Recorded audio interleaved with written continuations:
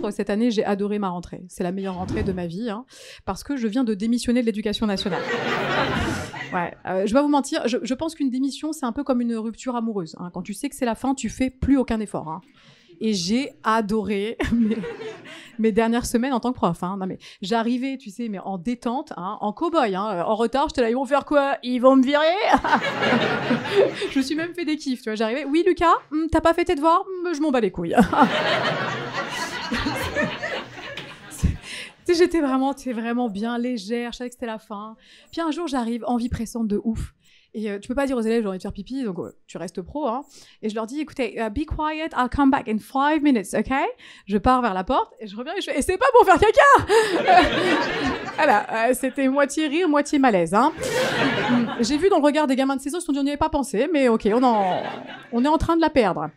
J'ai été trop mal, je vous jure, et je vais boire un verre avec mes amis, je leur raconte l'histoire, je leur dis, bah c'est fini, là, je suis foutu, les gars. Mes potes, tu sais, les amis, c'est ça qui est génial avec eux, c'est qu'ils trouvent toujours les bons mots pour te rassurer. Ils me disent, non, mais Amy, c'est vrai, enfin, arrête de te flageller, t'es juste spontanée. Et je fais, c'est vrai, je suis hyper spontanée. Et j'ai eu dans le regard, ils se sont dit, non, elle est grave gênante, vraiment. Et moi, j'étais pas sûre en début d'année. Je me posais la question, est-ce que je démissionne ou pas? Et j'en parle à une de mes collègues. Et elle me dit, non, mais Amy, tu trouves pas que l'éducation nationale, c'est un peu comme un mariage raté? Y a rien qui va, mais on reste pour les gosses.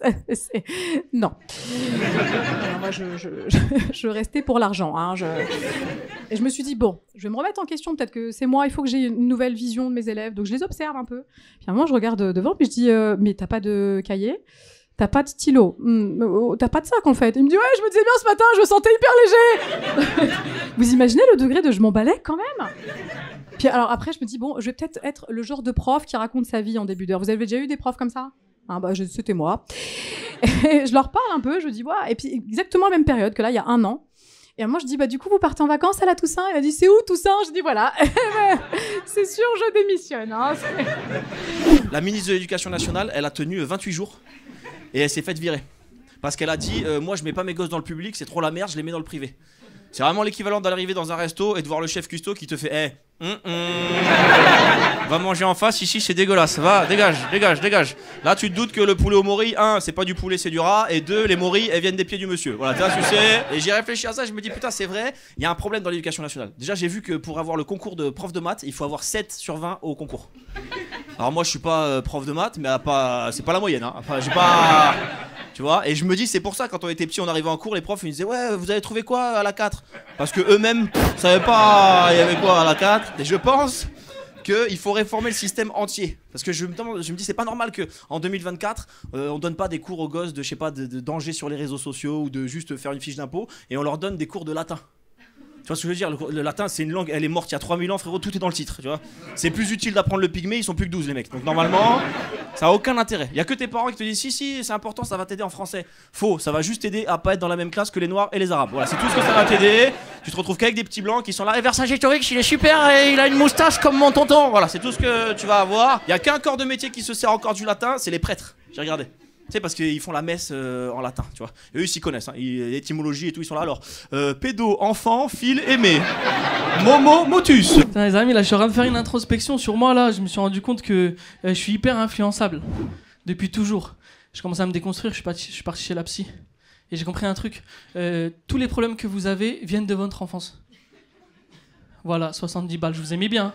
Je vous ai fait économiser 70 balles. Ah, mais tu sais, les premières trahisons, tu les as à l'enfance. Je me suis rendu compte d'un truc là, à quel point j'étais influençable.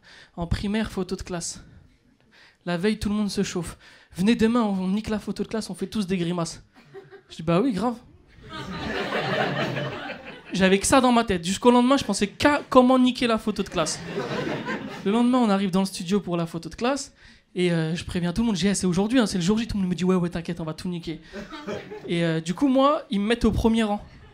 Je tenais l'ardoise, parce qu'à l'époque, j'étais petit en taille. À l'époque. Du coup, on me mettait là, et je tenais l'ardoise. Et je fais des grimaces de fou, genre. Comme tout le monde, on avait dit, on faisait. On sort de la photo de classe, je dis aux camarades, alors tout le monde a fait ses grimaces et tout. Ouais, t'inquiète, on a tous fait ses grimaces. Je dis, ah, ça c'est mes gars, ça.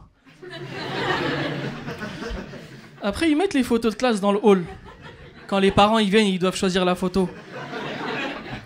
J'entends des petits chuchotements. C'est qui le golemon au milieu là? Et moi, dans ma tête, je dis, c'est pas le Golemont, c'est les Golemont. On est en équipe. J'étais tout seul, tout seul. Tout le monde a fait sa meilleure pause. Première traîtrise de mes camarades. Je vois ma mère, elle cherche une photo. Je vois elle est comme ça dans la photo. Genre, c'est moi, je l'ai fait, lui. C'est moi. Et je vais vers ma mère, je dis maman, elle me dit casse-toi de là, je suis pas ta mère, qu'est-ce que tu fais toi? Tu vois pas, tout le monde parle de toi, tu me fous la honte là. J'ai fait un BTS MUC, j'ai même pas envie d'en parler, la vie de ma mère. Management des unités commerciales. Pendant 2 ans, t'apprends à faire des plannings. Voilà, je crois que 2 semaines auraient suffi. Mais non, ils ont mis un prof et tout. Hein. C'est même pas un manager, c'est juste un mec qui a eu le BTS MUC avant nous. Il est venu nous expliquer, tranquille. Même lui, il était gêné. Tu sais. Je sais pas quoi dire, les frères. Allez, on va faire un exercice. Sébastien est disponible mardi. Quel jour devrait-il travailler? Mardi, bravo! Il y avait un BTS MUC.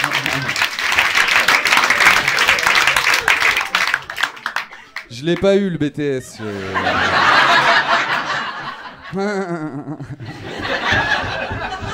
Quand t'es petit, t'as des rêves nuls.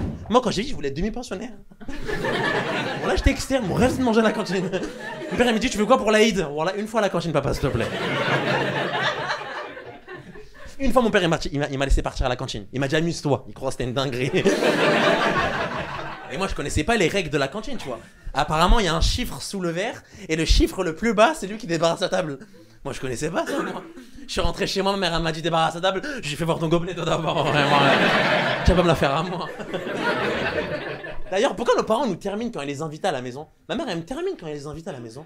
Je te jure, elle dit des phrases de fou devant les invités. Elle dit, mais qui t'a éduqué, toi? Bah, toi. Même les invités, c'était gêné quand j'étais petit. Elle sortait mon bulletin devant tout le monde et elle disait, comme elle est nulle, mon fils. Elle prenait les mains des invités, venez voir sa chambre, venez voir sa chambre. Regardez comment il est sale. Après, les invités partaient, elle osait dire quoi devant tout le monde? T'as vu comment tu m'as tapé la honte, Sofiane? Mais t'as fait ça toute seule, maman, vraiment. Je te jure, t'étais petit, t'allais déposer de la nourriture chez les voisins de force. Tu déposes un truc que tu mangeais même pas, toi. Les voisins, ils disaient alors c'est bon, bah vous me le dire, madame. Même c'était bizarre, au collège il y avait plein de fausses rumeurs, vous vous rappelez ça? Il y avait plein de fausses rumeurs au collège. Moi il y avait une fausse rumeur sur un mec qui était dans mon collège. En fait tu sais, le mec il marchait sans les talons, il marchait comme ça le gars. Il y avait une rumeur sur ce gars qui disait que quand il était bébé il avait marché sur des clous. Et depuis il s'était adapté le mec en fait. Tu vois, le matin il arrivait à 8h au collège comme ça tranquille. Nous on était là, putain, fakir, putain. Il y a aussi une rumeur sur moi au collège. En fait, au collège, j'étais assez timide. Je sais pas faire ça, ce que je fais devant vous, de parler à l'oral, tout ça. Et cependant, tu vois, je voulais déjà être comédien. Et ça savait un peu. Ce qui fait qu'il y avait des gens qui pensaient que je faisais semblant de faire le timide en mode acteur. Ce qui fait quand les profs disaient, allez, vas-y, Tom, passe à l'oral. Moi, j'étais terrifié. J'étais... Et tout le monde était là. Et putain, il joue bien, ce con. Putain, il fait même semblant de rougir, mais donnez-lui un César, merde. Là, en ce moment, on aime bien s'attaquer à la FIFA. On aime bien critiquer la FIFA et dire oui, regardez, cette organisation criminelle est raciste. Ils n'ont pas honte, tout le racisme qu'ils font subir. Frère, l'image de la FIFA, il est juste à l'image de ce qu'on était quand on était petit. Je te jure, je passais devant une cour de récré, j'ai regardé comment ça se passait les foot. C'est assez chaud. Le moment de choisir les équipes. 2 gars qui choisissent d'autres gens. Ça ressemble un peu à un marché d'esclaves. En plus, j'écoute, il y a un petit, il dit « Moi, je prends Amadou. » L'autre, il est là « Quoi? Tu prends Amadou ?»« Eh, si tu prends Amadou, moi, j'ai le droit à 2 joueurs. Hein. » J'étais là « Quoi ?» Et tu sais, les gens, ils se défilent. Et miskin, il y a un petit blanc à la fin, il est là « Et moi? Et moi, personne me prend ?» Il est là « Bon, toi, t'es arbitre, toi, si tu veux. Vas-y, t'es arbitre. » J'étais là « Frère, c'est raciste de vous, frère. » T'sais, en plus, je les regarde, les pauvres, ils jouent au foot avec une balle en mousse, mais on n'a toujours pas supprimé ce truc des cours de récré. Personne va devenir footballeur grâce à une balle en mousse, c'est mon avis. Sinon, t'auras entendu Kylian Mbappé dire « Tout ça, c'est grâce à la balle en mousse. » Merci, papa Wilfried. Sans ça, tu vois. Moi, je m'en rappelle, on nous mettait des douilles. Les profs, ils nous disaient « Ouais, jouez avec la balle en mousse, les enfants, c'est beaucoup plus safe, ça fait pas mal. Voilà, jouez avec ça. Et la balle en cuir, c'est pas bien, ça fait extrêmement mal. » C'est pas vrai. La balle en mousse, ça fait pas mal. T'as déjà joué à la balle en mousse sous la pluie ou pas? Plus 4 kilos, une arme blanche. Écoute-moi bien. Chaque pote que j'ai touché au visage, neurones moins sec pas, je te jure. Il revenait le lendemain, il marchait comme ça. Frère, dès que la balle était mouillée, c'était plus un foot, hein. C'était règlement d'affaires personnelles. Moi, j'étais là, je voulais tirer un coup franc, je me rappelle. Mon pote Mohamed, il a dit « Oumout, laisse-moi se tirer ce coup franc. C'est une affaire personnelle. » José, mets-toi dans le mur. Mets-toi dans le mur. Je vais lui niquer sa race. Tu...